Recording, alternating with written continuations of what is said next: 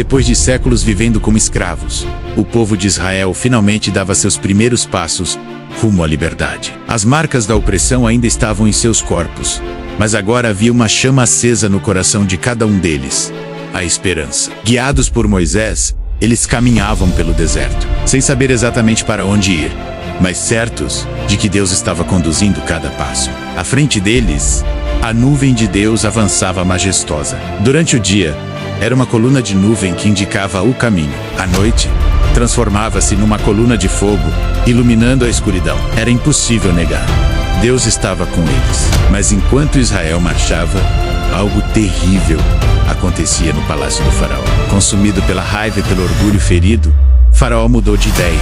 Ele não suportava ver toda aquela mão de obra indo embora. A escravidão era seu poder, e perder Israel era inaceitável. Assim, ele reuniu o seu exército mais poderoso: carros de guerra, cavalos velozes, soldados experientes e oficiais ferozes. Um exército inteiro pronto para caçar um povo cansado e sem armas. Quando os israelitas olharam para trás e viram a poeira levantada pelos cavalos egípcios, o medo tomou conta do acampamento.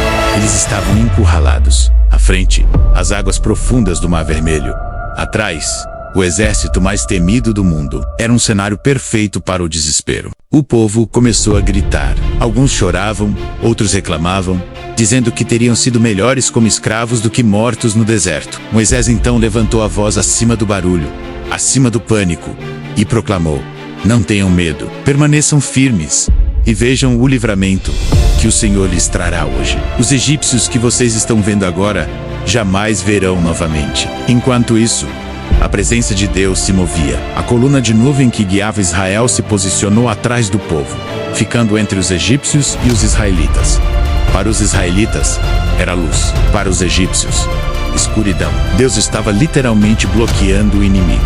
Então Deus disse a Moisés: erga o seu cajado, estenda a mão sobre o Mar Sul. O que aconteceu naquele momento jamais seria esquecido. Moisés levantou o cajado diante das águas, e um vento fortíssimo começou a soprar. O mar começou a se agitar, a estremecer, como se forças invisíveis estivessem empurrando as águas de um lado para o outro. O vento não parava, as ondas se afastavam, o chão começava a aparecer.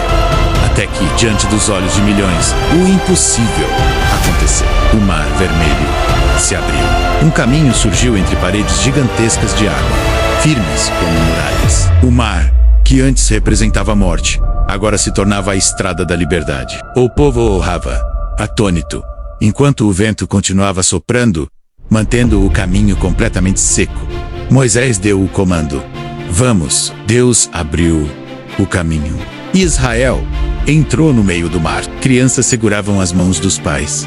Idosos caminhavam apoiados em seus cajados. Jovens olhavam para as paredes de água ao lado, maravilhados com a grandeza de Deus.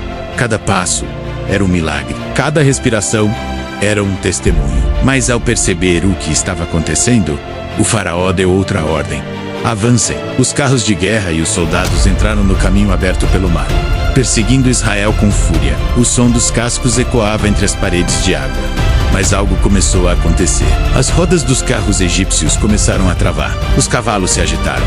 O exército inteiro começou a perder o controle. Deus estava lutando por Israel. Quando o último israelita pisou em terra firme, Deus deu outra ordem a Moisés: estenda a mão sobre o mar novamente. E Moisés ergueu suas mãos. As paredes de água começaram a desmoronar. O mar voltou ao seu lugar com força devastadora. Em instantes, todo o exército do faraó foi engolido. Os carros, os soldados, os cavalos, tudo desapareceu debaixo das ondas. O silêncio tomou conta da praia.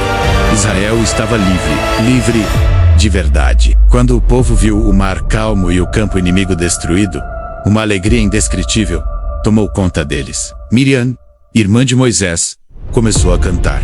Mulheres pegaram tamborins. Homens levantaram os braços. O povo inteiro louvou a Deus com uma voz só: Saíngo.